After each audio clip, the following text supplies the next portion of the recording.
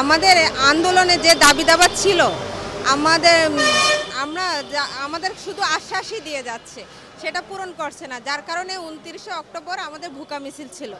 আমরা আমাদের শিক্ষকদের নিয়ে নেতৃবৃন্দদের নির্দেশে সুষ্ঠুভাবে আমরা মিছিলটা করছিলাম, কিন্তু পুলিশ আমাদের শিক্ষক শিক্ষিকাদের উপরে এমনভাবে হামলা করেছে যেটা আসলে ধরুন আমরা শিক্ষক, আজকে কেন আমরা রাজপথে থাকব? আমাদের যে দাবিটা যেটা তারা ঘোষণা দিয়েছে সেটা আজও কেন বাস্তবায়ন করেনি? সেটা বাস্তবায়ন না করার কারণেই তো আমরা বারবার এই রাজপথে আসছি। তাহলে শিক্ষকরা কেন রাজপথে থাকবে? তারপরে আমাদের যে ভাই বোন যাদের যে গ্রেনেড হামলা, তারপর পানি জল কামান এগুলো নিক্ষেপ করেছে, আমাদের অনেক ভাই অনেক বোনদের খুব আহত হয়েছে। দুঃখের বিষয় যে এই রাষ্ট্রে, বাংলাদেশের রাষ্ট্রে শিক্ষকদের কোনো মর্যাদা দেয় না। আজকে যে 17 দিন যাবৎ আমরা এখানে অবস্থান করছি সুষ্ঠুভাবে সুন্দরভাবে, আপনারা সাংবাদিক ভাইরাও তো দেখছেন, আমরা তো কখনো কোনো উচ্ছৃঙ্খল আচরণ করিনি। তারপরও কেন আমাদের উপরে হামলা হলো? আমাদের 6 দফা দাবি ছিল, এখন আমাদের কোনো 6 দফা দাবি নেই। এখন আমাদের 1 দফা দাবি যে আমাদের জাতীয়করণ করতেই হবে। জাতীয়করণ না করা পর্যন্ত আমরা এখান থেকে যাব না।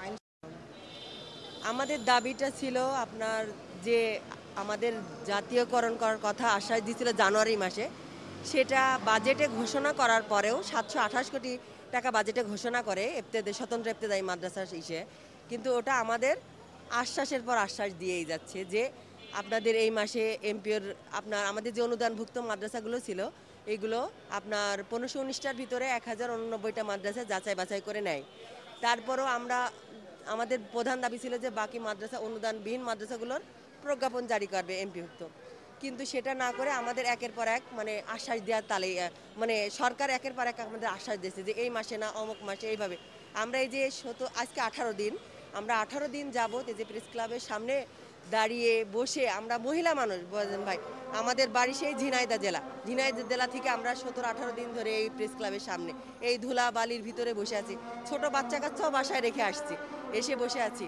সে দাবি আমরা কালকে সুষ্ঠুভাবেই আন্দোলনে নামছিলাম। আন্দোলনে নামার পরেও পুলিশরা আমাদের উপর মানে অতর্কিতভাবে হামলা করে, যেটা সত্যি কথা।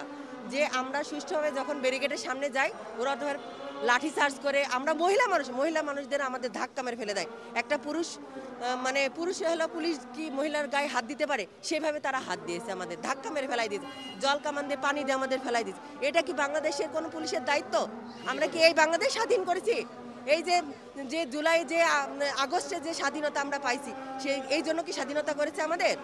স্বতন্ত্র ইবতেদায়ী মাদ্রাসা সুবিধা বঞ্চিত প্রাইমারি স্কুলের মতোই তাদেরকে জাতীয়করণ করা হবে। সঙ্গত কারণেই যেহেতু সেই দাবি আদায় করা হয়নি বা সেই ঘোষণা বাস্তবায়ন করা হয়নি, তাই আমরা আন্দোলনে এসেছি। আমরা শান্তিপূর্ণ মিছিল চালাচ্ছিলাম, সেই মিছিলে পুলিশ এমন বর্বরচিত হামলা করবে সেটা আমরা কল্পনাও করতে পারিনি। আমাদের এক ভাইয়ের মাথায় 16টি সেলাই দেওয়া হয়েছে, আর এক ম্যাডামের পায়ে 8টি সেলাই। এ কেমন হামলা? এটা কি আসলে তারা কি আমাদেরকে মেরে ফেলতে চায়? তারা কি চায় শিক্ষকদেরকে হত্যা করতে?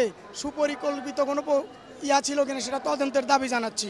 এবং আমার মনে হয় এই পুলিশরা আমাদের শিক্ষকদের দ্বারা শিক্ষিত কোনো পুলিশ নয়, এরা হয়তো বা আওয়ামী হাসিনার আমলের ওই নকল সার্টিফিকেট দিয়ে প্রাপ্ত পুলিশ।